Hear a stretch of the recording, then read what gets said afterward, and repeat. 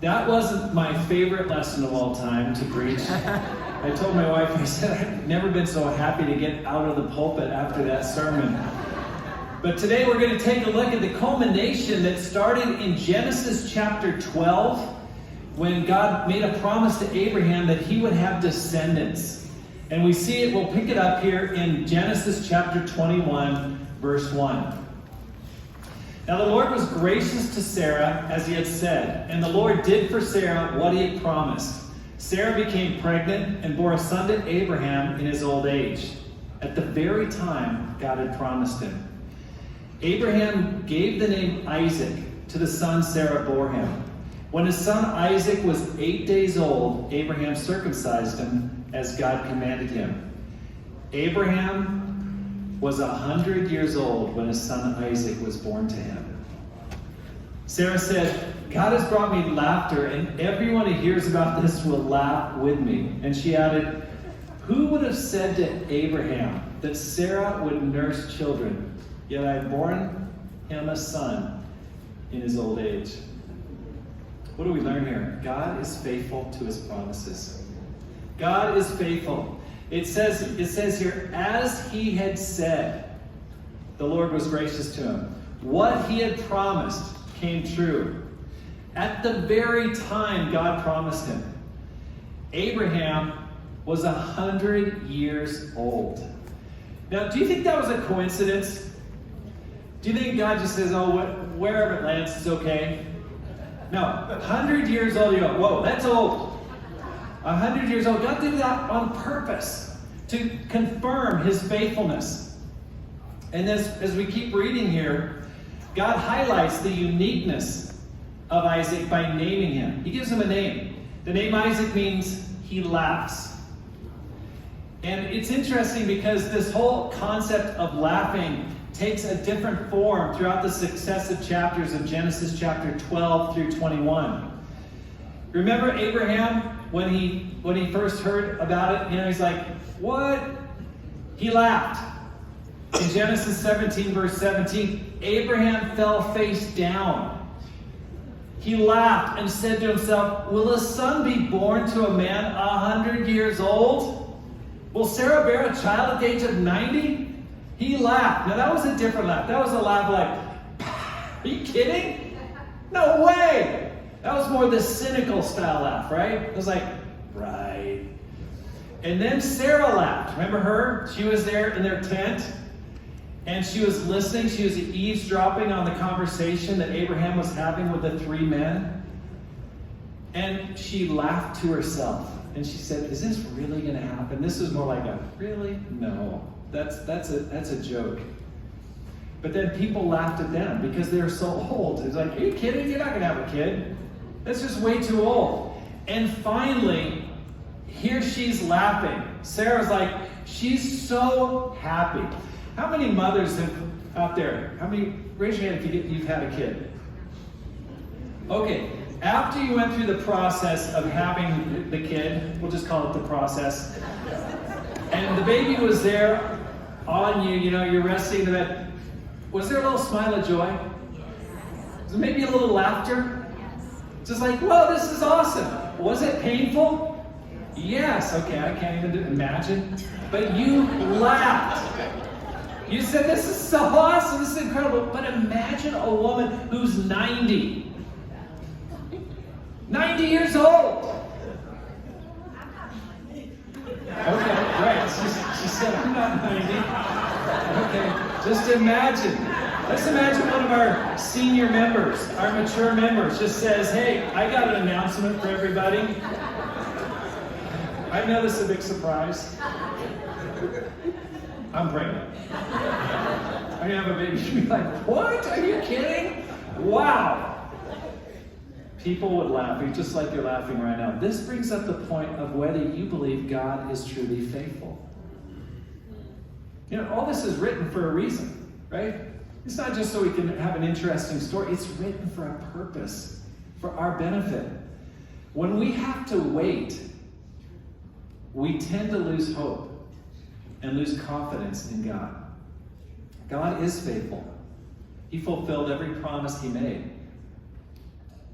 But he didn't come exactly in the time that Abraham and Sarah really wanted him to come through. Think they wanted to wait 25 years?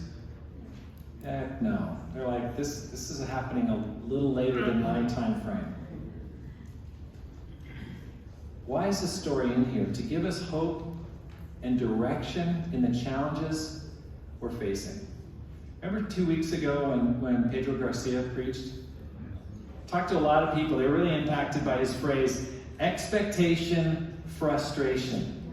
That was a great phrase, wasn't it? It's just one you can just take off, just put in your pocket, just take home with you, and just bring it up later. Oh, bro, you just got expectation frustration. Where'd you hear that? I don't know. Just picked it up somewhere. Yes, expectation frustration. Don't you think Sarah and Abraham faced expectation frustration? God says, you're going to have kids. In fact, your name is Abram, exalted father. I'm going to change your name. Your name's going to be Abraham, father of many nations. And you're going to have kids. It's like, all right, this is awesome. But time passed. 25 years. How do you think that felt? We have to work on our belief in God's faithfulness. And there are so many individual areas where we face that expectation frustration. And we're tempted, just like Sarah and Abraham were, to laugh. No, you kidding? It's not going to happen. I'm not even going to try. I don't even believe it anymore. Maybe you're trying to have a baby, and you're older. You're like, I don't know if I can do it. Well, I don't know. How about getting married? Some of us are single, we're like, I really want to find a great guy. I don't see him out there. I'm looking for a great girl. And there's expectation, frustration. Or just simply making friends. I feel by myself, I feel really alone. I'm surrounded by people in this room, but I feel so isolated. I feel so cut off from people. Seeing your dreams come true. You had high expectations. Man, I'm going to be the next up-and-comer in my company. I'm going to be the next superstar. I'm the next, I'm going to be on the billboard. I'm going to be on the company newsletter. My superstar Joe. Look at me. All of a sudden, things are not looking good, and you got sidelined. You're out in limbo. You got off the fast track, and you're on a sidetrack. And you're feeling frustrated. That's where you have to fight to believe in God's faithfulness. Getting into a better living situation. Remember what Jesus said in John chapter 6, in verse 28 through 30?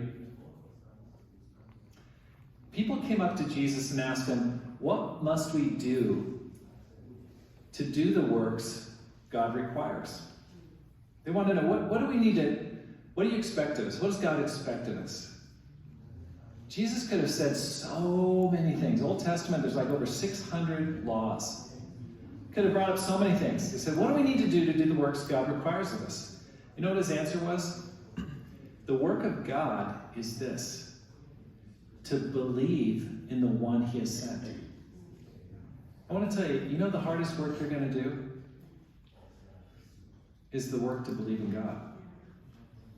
To believe in Jesus. The work to believe that God is faithful. And I'll tell you, that's work. And some of us, we stopped working because it's too much work. We just go, my life is where it's at. It's where it's going to be. Nothing's going to happen. It's not going to improve. No, that's out of my range. That's not going to happen. God can't do that. He can't do this. That's not going to happen. He can't do this. You know why? Because we're tired of working to believe. And we're not doing the exercise necessary to really grow in our faith. It's hard work to ignore circumstances, to ignore criticism, to ignore our doubts, our own doubts, and believe God against all hope, just like Abraham believed, against all hope, like Abraham and Sarah did. That takes work. Because you got to take a look at your own thoughts and your own belief system and your own circumstances and go, am I working to believe that God is able, that Jesus is really with me? What can we do? What kind of work am I talking about to believe? First of all, you got to remember times when God was working in your life, when He's blessed you. Okay, if you're sitting there, there was a time. I don't care if you say, no, I'm just the worst of the worst. He's never blessed. Yes, He has. If you became a disciple, He gave His life for you. He worked totally to change your life to become a disciple. That's one thing you got to remember. Other times He's blessed you when you were surprised by His power. You got to remember those times. When you don't want to do the work that God requires, you know what happens? You tend to forget those victories. You stop thinking, yeah, God actually did work in my life. What else? How about Bible examples like Sarah and Abraham? That's spiritual exercise to go, listen, it happened for them.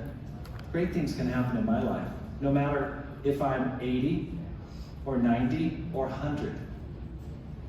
How about church examples? Look around. If you want to have a deeper faith in God's power and faithfulness, look at what is happening in other people's lives and take faith from them. I've looked at other people and I go, that guy can do it, I can do it. I mean, it wasn't a great attitude, but it was like, he can do it? I know I can do it.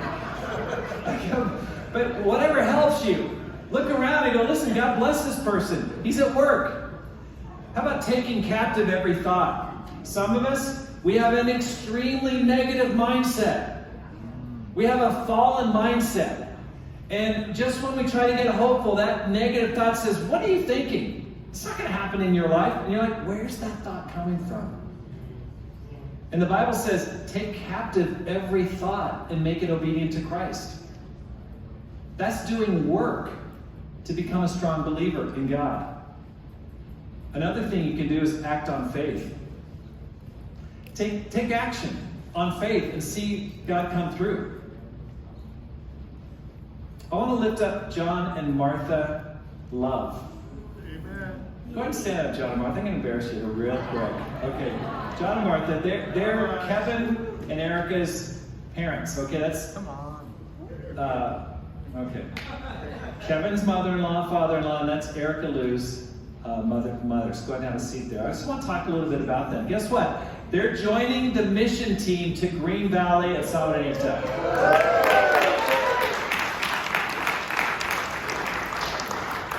I got a call on Friday from John, and he's got, by the way, he's got the best name ever, John Love. Okay. Second best name ever is Sabrina Ferrari. Okay. Both those names, if you're a guy and you marry someone with that last name, you just change your name to the woman's name. Just skip tradition and say, yeah, I'm dropping my name, I'm going with Love or Ferrari. Anyway,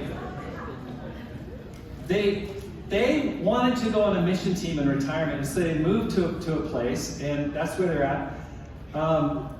But then they just decided, listen, we're not seeing it happen here. We want to really see amazing things happen. We want our life to count. We want to retire with a purpose. And it's amazing. And just go, they're amazing people.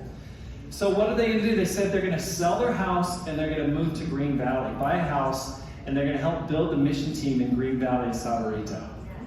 But you know what inspired them? You know what gave them faith in God's faithfulness? They were here last Sunday. You know what happened last Sunday?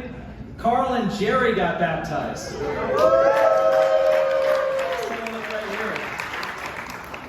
Here's Carl in our pool.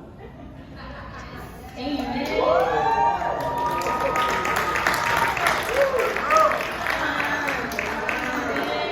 Amen. Praise the Lord. There's Dennis Keaton there.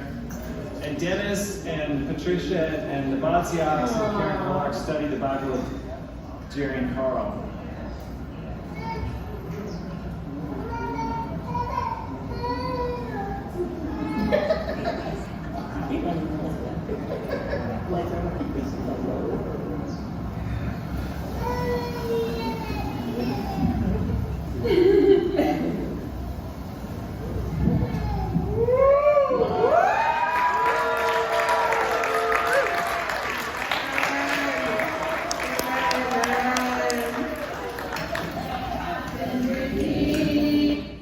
Awesome, that was fantastic. But I really appreciate John and Martha, and it's not been an easy decision process, I know for sure. But I appreciate because they've been doing the work that God requires, which is the work to believe. That their lives can count in retirement. That they're not spiritual has-beens. Those wicked thoughts that Satan wants to put in a person's life, like, oh, I'm past my prime. No, they're just getting started. I appreciate people like that who decide, I'm gonna build my faith and see amazing miracles happen. What's the second thing we learned from this chapter 21? God is selective. God is selective. The child grew and was weaned, and on the day Isaac was weaned, Abraham held a great feast. But Sarah saw that the son whom Hagar the Egyptian had borne to Abraham was mocking. And she said to Abraham, get rid of that slave woman and her son, for that woman's son will never share in the inheritance with my son Isaac. The matter distressed Abraham greatly because it concerned his son. But God said to him, do not be so distressed about the boy and your slave woman. Listen to whatever Sarah tells you, because it is through Isaac that your offspring will be reckoned. I will make the son of the slave into a nation also, because he is your offspring. Okay, remember a few chapters ago we talked about how this word offspring also means seed. Okay, so he's talking here about Jesus. He says it's through Isaac that your seed will be reckoned. What do we learn here? Well, first of all, they're having a party because Isaac is old enough to be weaned away from his mother. And so they're just celebrating and having a great time. Then all of a sudden, the party just tanks. Something happens. And they discover Ishmael, who's 13 or 14, is mocking this child, baby. Now, what's interesting is the word for mocking or playing, it's very unclear exactly what the Bible's describing. It could have been just simply playing with him, clowning around, fondling, abusing, or something else. It's really unclear. It could be a combination of all those things. But whatever he was doing, Sarah's like, he's got to go. This one's got to go. And she's dead set. She's like, they're gone. Now, Abraham, that's his kid. Now, again, we talked about this in previous chapters. They totally blew it. Sarah said, hey, why don't you marry my handmaid? Abraham went along with it. Always causes problems. But they got into it. But Abraham is upset here. And he probably thought at this point when Sarah said, hey, you got to get rid of that kid, probably thought God was going to stand up for him and just say, no, that's a terrible idea. You can't do that. Instead, God surprises him and uses Sarah's anger to accomplish his purpose.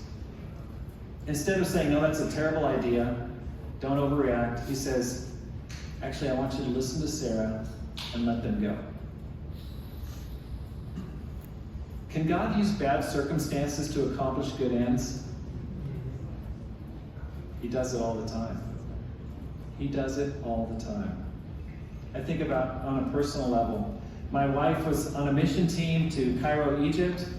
She came back to the States. She got kicked out of the country. She came through San Francisco, where I was living in the Bay Area. And she was young, she's fired up, she was beautiful. She was the jet setter, the globetrotter. And she's like, I'm going to Asia, then I'm going back to the Middle East, and I'm going to go all over the world. Woo! You'll leave all you losers back on the mainland of the U.S. And what happened was, they said, hey, we need you to stay here in the States. We're going to leave you behind. We're kicking you off the bus. This is the short story. Was she happy with that? No!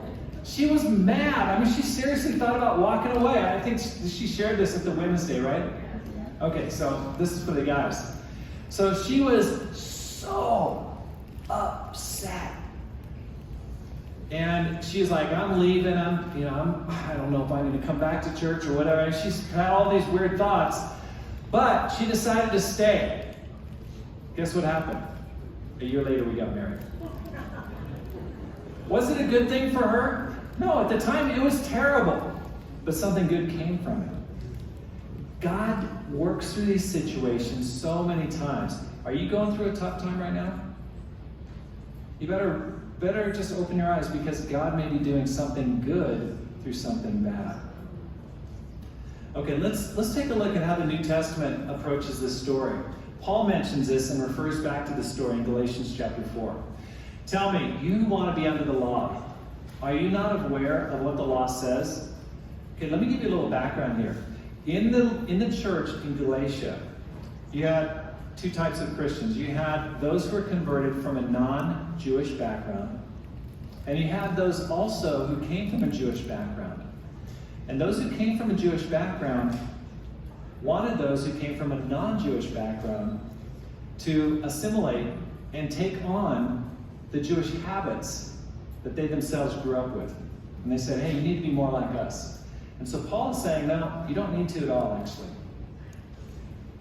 You who want to be under the law, are you not aware of what the law says? For it is written that Abraham had two sons, one by the slave woman and the other by the free woman.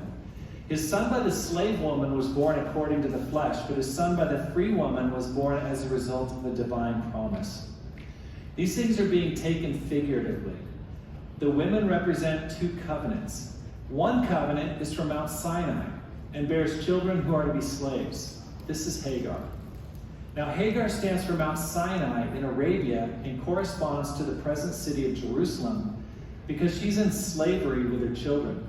But the Jerusalem that is above is free, and she is our mother. Next slide. Now, you brothers and sisters, like Isaac, are children of promise. At that time, the son born according to the flesh, persecuted, mocked. Okay, that's the reference there. Persecuted the son born by the power of the Spirit. It's the same now. But what does Scripture say?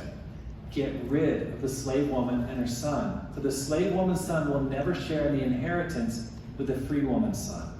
Therefore, brothers and sisters, we are not children of the slave woman, but of the free woman. Okay, Paul here, he's an apostle. He can see things in the Old Testament that upon reading it, we're not going to be able to see. So here he sees an analogy and draws from it. He uses two mothers to represent two covenants, the Old Covenant and the New Covenant. Sarah and Hagar were living side by side in the same family. And again, in the church in Galatia, these Jewish Christians have started telling Gentile Christians that they needed to obey Old Testament requirements like circumcision. You know, today we use the term virtue signaling. You say things or do things to let other people know indirectly this is where you stand, either politically or in some other way. And so things like circumcision, dietary choices, the worship calendar, ceremonies, all these things, they're putting pressure on people who are coming from a Gentile background to start imitating. And Paul totally rejected that and said believers need to choose between being Ishmael people, those who live by the flesh, or Isaac people, those who live by the Spirit.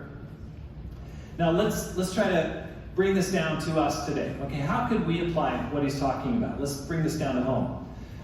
This can happen any time that we think we can get to heaven on our own program.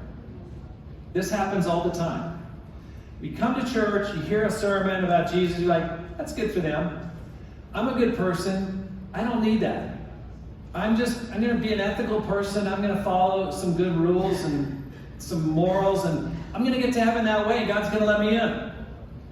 I don't really need Jesus. Now, James, he definitely does. You know, Rob, oh man, big time. But me, I'm a very good person. Or we just say, I'm just going to be a really, really good person. Or we get fascinated by Old Covenant rules and restrictions. And this is kind of a little subculture. Is really getting into the Old Testament and the Old Covenant and saying, hey, we need to do some of those things in the Old Covenant. You know, whether it's the Sabbath or different things like that. We start getting hung up on things like that. Now, the New Testament is very clear that the Old Covenant, when the New Covenant came, it made the Old obsolete. That's right. It's kind of like, anyone have an iPhone in here? Okay, a lot of people do. When you trade in your old iPhone, do you keep using that old phone? No, it becomes obsolete, doesn't it? You try to sell it back and get a little cash for it, right? Or else it just, anyone have some old phones in their drawers? Okay, right. Are those being used? No, those are obsolete. That's the kind of mindset towards the old covenant. Circumcision, all those things are just leading toward the new covenant. Faith in Jesus. Bring it here to land. God is selective. If your hope and faith isn't built on the seed or Jesus, you're not going to make it. And you better be careful when you start really digging into this Old Testament kind of like fixation and the Old Covenant stuff, and stay focused on Jesus. Everything in the Old Testament is pointing toward him. Stay focused on the Savior and on faith in him. Okay, let's go to our third point. God is caring. So we've looked at two things. God is faithful. God is selective. Not everybody's going to make it to heaven. You gotta really build your faith on Jesus Christ. Third thing, God is caring. Early the next morning, Abraham took some food and a skin of water and gave them to Hagar. He set them on her shoulders and then sent her off with the boy. She went on her way and wandered in the desert of Beersheba. When the water in the skin was gone, she put the boy under one of the bushes. Then she went off and sat down about a bow shot away, for she thought, I cannot watch the boy die. And as she sat there, she began to sob. God heard the boy crying, and the angel of God called to Hagar from heaven and said to her, What's the matter, Hagar? Do not be afraid. God has heard the boy crying as he lies there. Lift the boy up and take him by the hand, for I will make him a great nation. Then God opened her eyes, and she saw a well of water. So she went and filled the skin with water and gave the boy a drink. God was with the boy as he grew up. He lived in the desert and became an archer. While he was living in the desert of Paran, his mother got a wife from him from Egypt.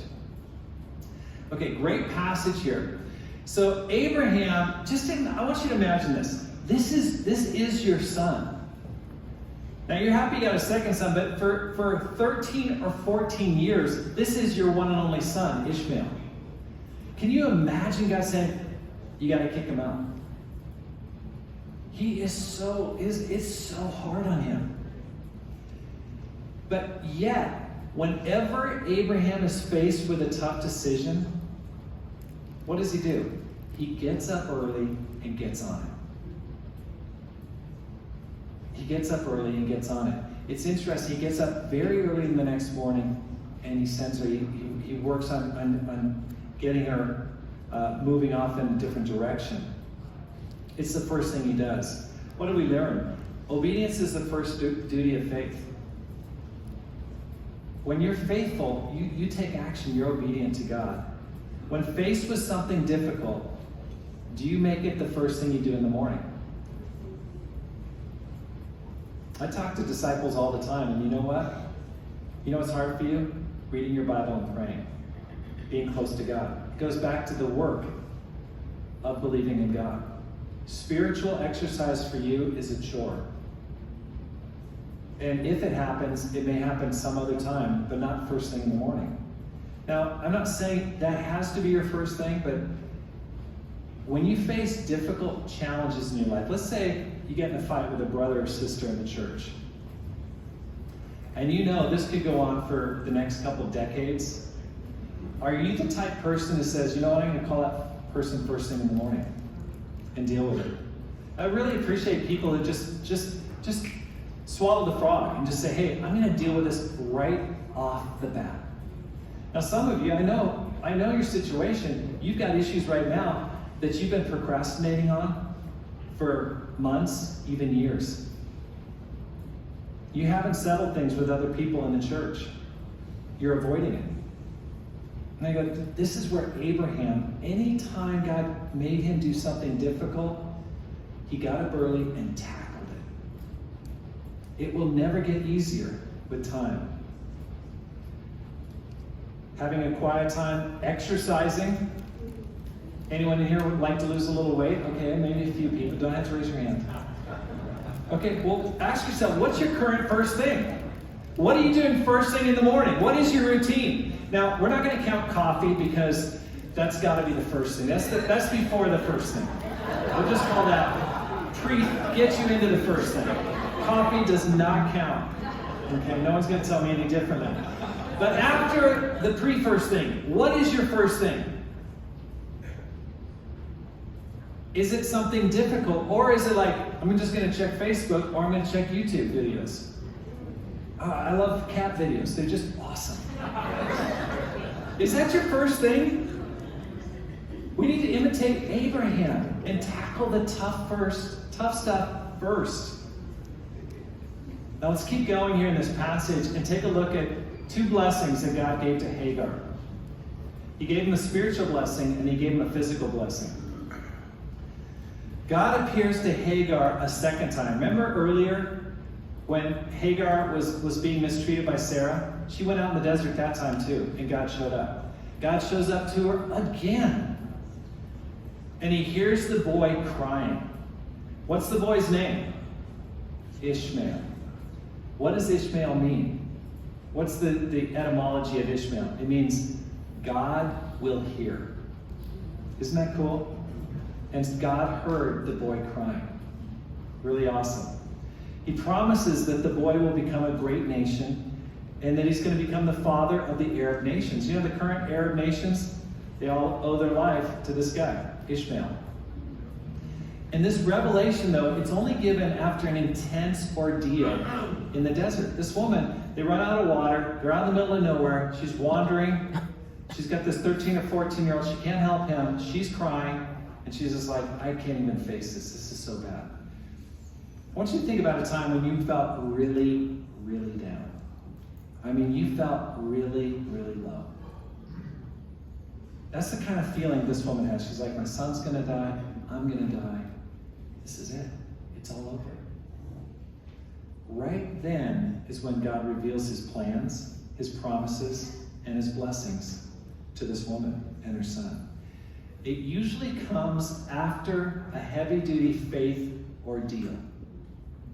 And that should offer some hope and encouragement when we're going through tough times.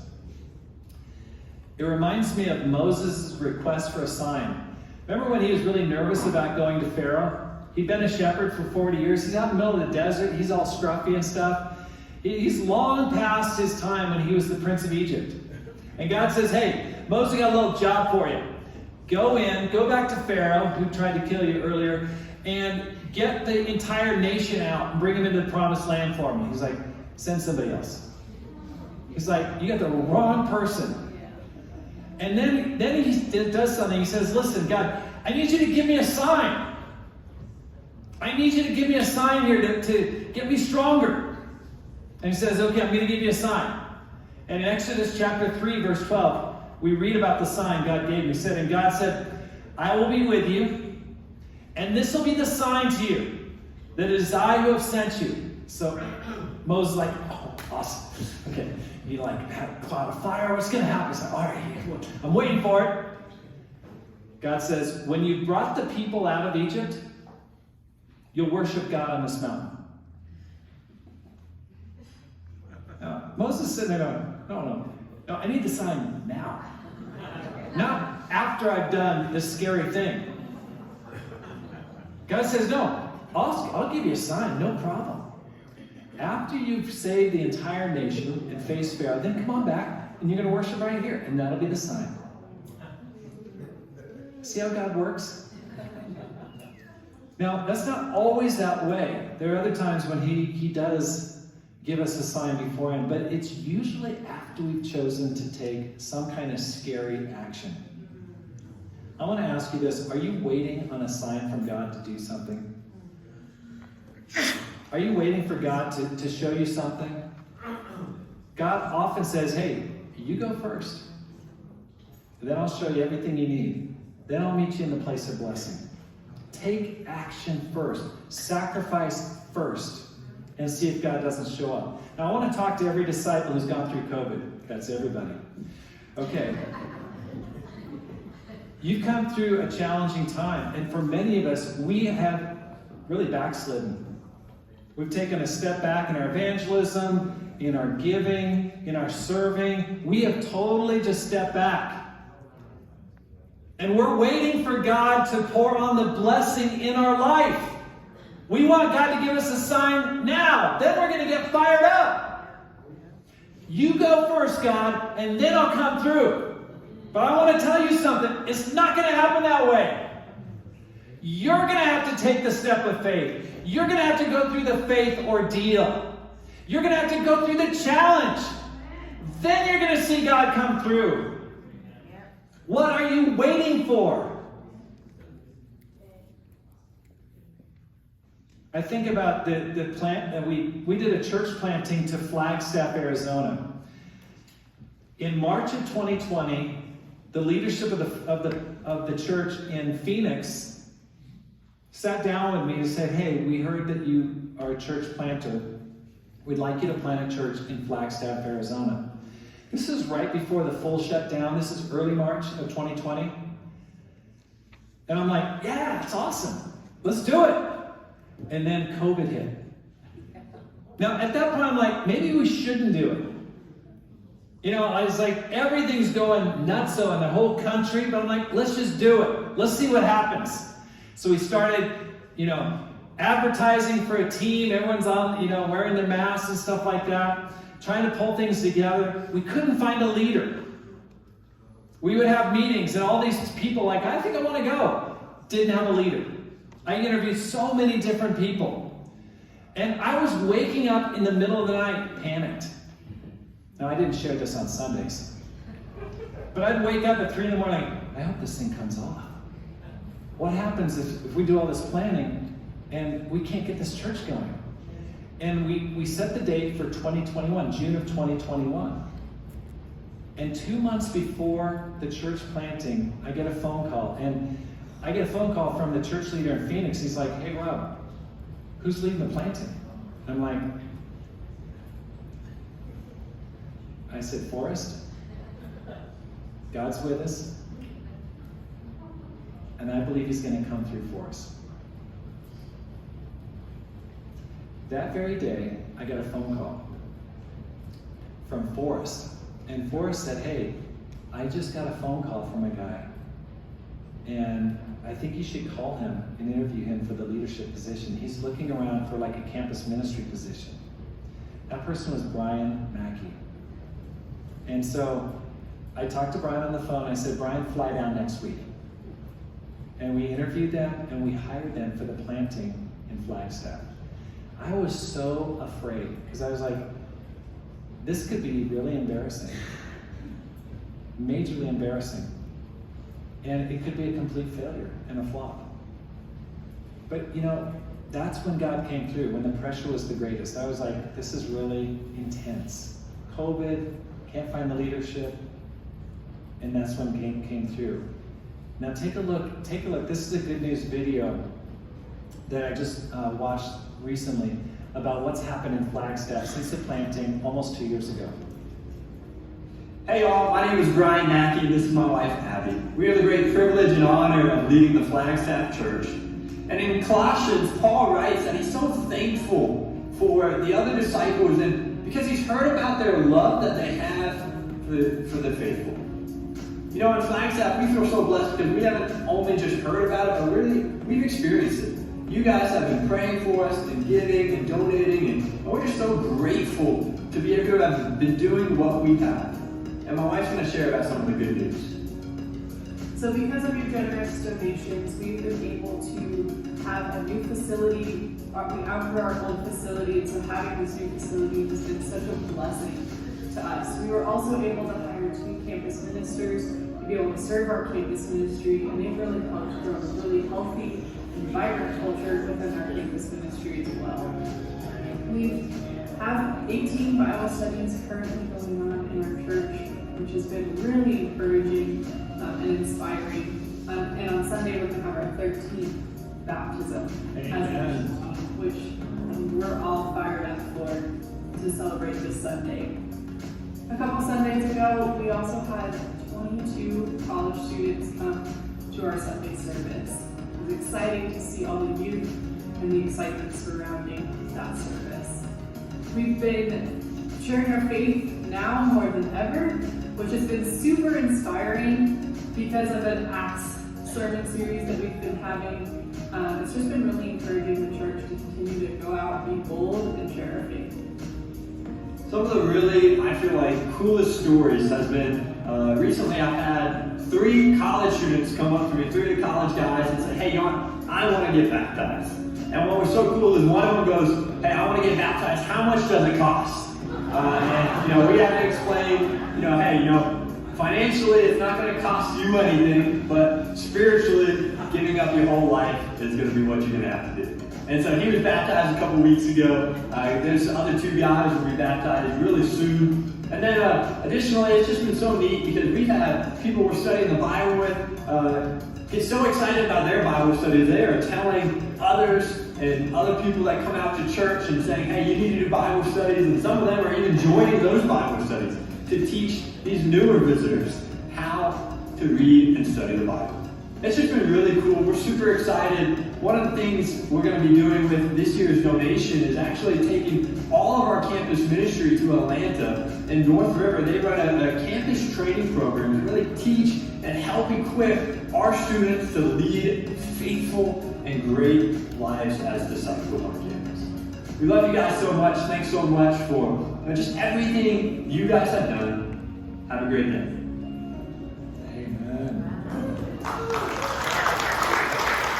The Tucson Church, listen, your money and your support is what got that church off the ground. We could have quickly said, hey, it's just not the right time. But look what happened. God blessed in a situation that was super challenging. I want to talk to you today because some of us, we're in a standoff with God. We're not taking action on our faith, and so we're not seeing the blessings of God. So that leads to more inaction. And then our faith gets weak because we're not seeing God really move in our lives. Instead, you need to take action so that you're seeing God come through for you, even when it's scary. And then that leads to more faith and more action and more God and more relationship with Him. It starts with simple things in your tithing, your sharing of your faith, serving, making friends, going on a mission team, taking a leap of faith.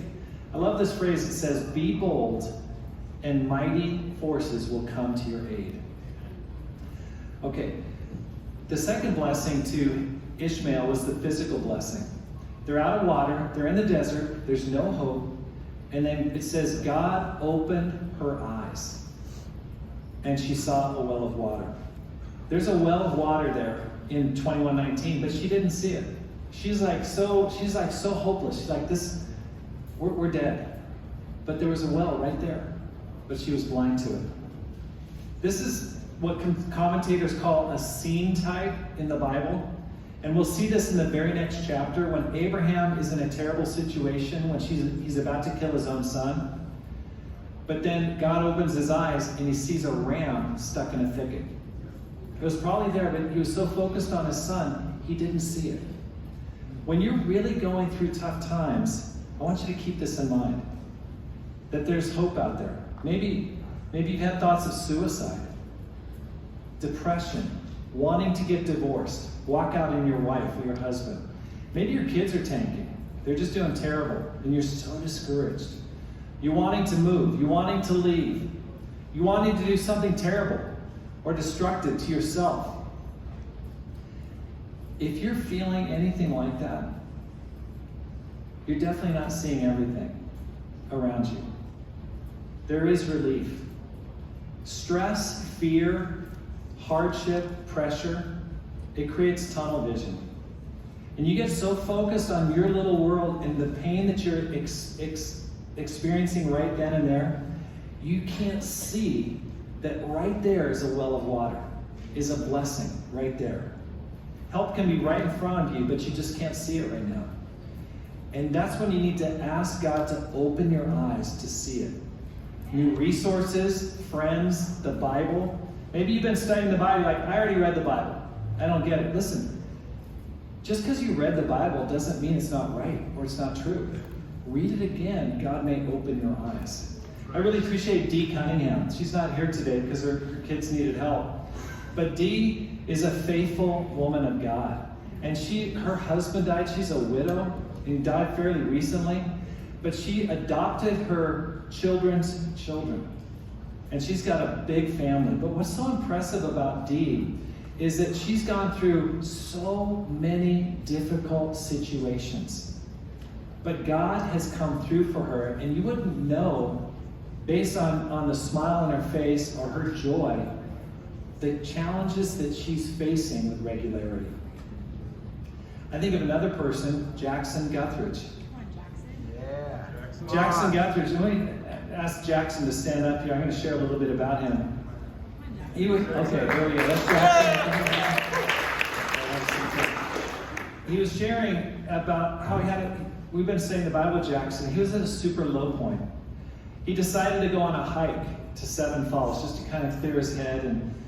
And he was hiking out there, and two women that he passed said, "Hey, there's a couple girls back there up ahead. You should go meet them." You know, they kind of gave him a wink. Wait, don't show that. I don't want to show that yet. Okay. And so he's like, okay, whatever. I didn't come out here looking for girls, but whatever. So he went up to Seven Falls. And if you've never been up there, it's like multiple pools of water up in the Catalina foothills. And these girls approached him, these women, young women. And they asked, "Are you reading the Bible?" Because he was reading a self-help book. And he's like, "No." Like, wanting to be cool. Like, "Are you kidding? No way." And they're like, "Oh, because, we really like the Bible and we want to show you some scriptures." And he's like, "Oh, I'm not close to it entirely." And so they started showing him some scriptures. And he shared this yesterday, that was a real turning point for him. Because it opened his eyes to the spiritual realm, to God. That maybe God was working through that event to get him to seek God. And so some time passed, and he was out on campus one day, and he saw a table out on the plaza that was led by Kevin Liu, and Ed Mejia was there, and there's disciples from the NAU campus. And they reached out to him, and he said, I'm gonna take it, I'm interested. And they said, "Do you want to study the Bible?" And so we got into a Bible study that night and started to study the Bible. This is a couple months ago. And so he's been studying the Bible since that time, and his eyes were open. And guess what? He just got baptized yesterday. And so he said, "Listen, because that was such an important time period where God really came to my rescue at a low point, I'd like to get baptized at Seven Falls." So I said, "Let's do it." And so we went on a hike yesterday. That's him leading the way. We had 8 college students go up there, or actually 10 people total. This is at Seven Falls. And this is him telling this story to everybody else about why this pool and this place is so important to him. And how God came through when he was at such a low point. And now we can see his baptism. That's video.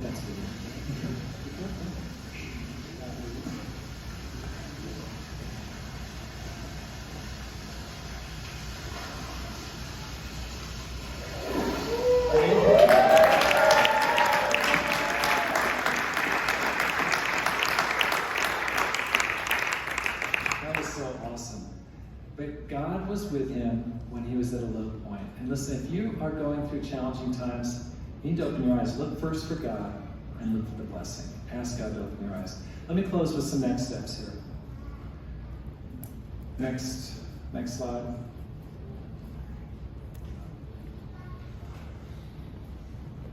No? Not there? 1 second. Okay.